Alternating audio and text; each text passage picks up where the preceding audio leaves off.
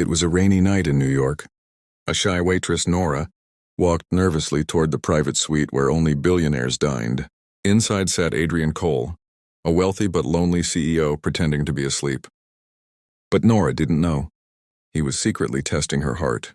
She quietly stepped closer, covered his coffee so it wouldn't get cold, and whispered, "People like you probably never get real kindness."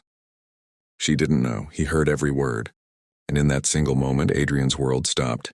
Because for the first time in years, someone had spoken to him with pure sincerity. Ever. The suite was silent except for the low hum of jazz music and the rhythmic tapping of rain. Adrian sat near the window, his suit jacket draped neatly over the chair. His eyes were closed, or at least that's what it looked like. Nora placed the tray gently on the table, trying not to make a sound. The dim lights reflected off the crystal glass, making everything shimmer with a golden hue. She noticed how calm he looked, as if sleep came easily to men like him. But something about his posture felt off, deliberate, almost staged. She hesitated, unsure whether to wake him or quietly leave. Her reflection flickered in the glass beside his. A waitress and a CEO, worlds apart. Nora thought he was asleep. What she didn't know was that Adrian wasn't resting, he was testing her. After being betrayed too many times by people pretending to care, he wanted to see if anyone could still be genuine. As she leaned forward to adjust the napkin, Nora whispered softly, "You must be so tired." She didn't know he could hear every word. Instead of leaving, she gently fixed his collar, covered his coffee cup to keep it warm, and sighed. "People like you probably never get real kindness," she murmured. Adrian froze internally. In that moment, her sincerity hit deeper than he expected.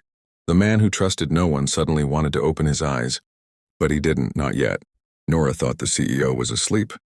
The room was still, the soft hum of rain filling the silence as she quietly fixed the napkin beside his untouched cup.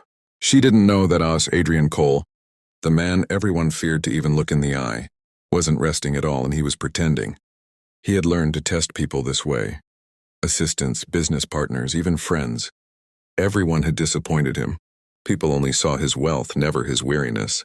So tonight, when he saw the new waitress walk in, nervous, humble, eyes full of sincerity, he decided to see what she would do when she thought no one was watching. Nora hesitated for a moment, unsure whether to wake him or leave the food quietly. Then something inside her softened. She noticed the faint lines of exhaustion on his face, the tension in his shoulders, the untouched coffee losing its warmth. Without thinking, she gently covered the cup to keep it warm and whispered softly, "You must be so tired." Her voice trembled, not out of fear, but empathy. Adrian heard every word. Beneath his closed eyelids, he felt something shift, an unfamiliar ache that had nothing to do with business or betrayal. It was the ache of being seen. He wanted to open his eyes, to thank her, to tell her that her small act of kindness meant more than all the fake smiles he'd bought with money, but he couldn't. His pride held him still, pretending to sleep while his heart quietly woke up for the first time in years. Nora lingered for a few seconds, then sighed. "People like you probably don't get real kindness anymore," she murmured. "Everyone just wants something from you." She didn't realize how true those words were. Adrian froze, every syllable struck like truth breaking through stone. For the first time, he questioned himself. How long had he been testing others, when maybe he was the one failing the test of humanity? The billionaire who had... Everything suddenly felt poorer. Then the girl standing beside him. Her gentle sincerity had exposed the emptiness he'd been hiding behind his fortune. Nora turned to leave, her reflection flickering in the glass beside his. In that reflection, Adrian saw something he'd forgotten existed. Innocence, honesty, and quiet grace. The kind that money could never buy. He wanted to stop her, to speak, to let her know she'd just done something extraordinary without even realizing it. But instead, he stayed still, pretending to sleep, not to test her anymore, but to protect that fragile moment of purity, because deep down he knew, if he spoke too soon, the magic might break. Nora froze when she heard his voice. For a moment, her heart stopped. The man she thought was asleep, the billionaire everyone called heartless, was looking right at her, eyes calm but unreadable. She stepped back, her lips trembling. I'm so sorry, sir. I didn't mean to..." But Adrian raised a hand gently, stopping her. His expression wasn't angry. It was soft, almost grateful. "Don't apologize," he said quietly, his voice low, warm, and real for the first time. You reminded me what kindness feels like. Nora blinked, confused. I just didn't want your coffee to get cold. He smiled faintly. You didn't just save the coffee, Nora. You saved something I thought I'd lost a long time ago. There was silence, the kind that fills a room with meaning instead of noise. Rain whispered against the glass, as the city lights blurred like watercolor beyond the window.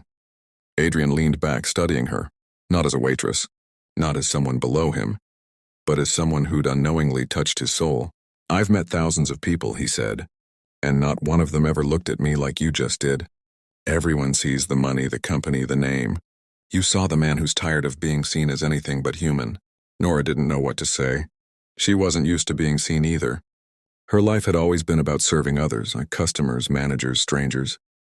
No one ever really looked at her. For the first time, she felt her eyes sting with tears, not from fear, but from the weight of being understood. Adrian gestured to the chair across from him. Sit, she hesitated. Sir, I can't. Yes, he interrupted softly. You can. No one ever told you that you couldn't except people who didn't know your worth. She slowly sat down, her hands folded nervously on her lap. For a while, neither spoke.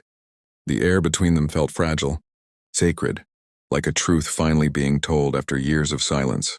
Then Adrian spoke again, his tone almost a whisper. Do you know what's strange, Nora?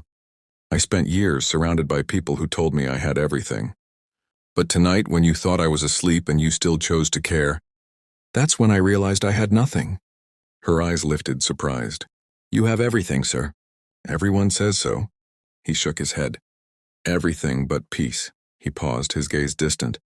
And peace doesn't come from power or luxury or money. It comes from moments like this, when someone chooses kindness without expecting anything back. Nora's breath caught in her throat. No one had ever spoken to her like that. Not as a boss, not as a customer, but as a human being who saw her worth.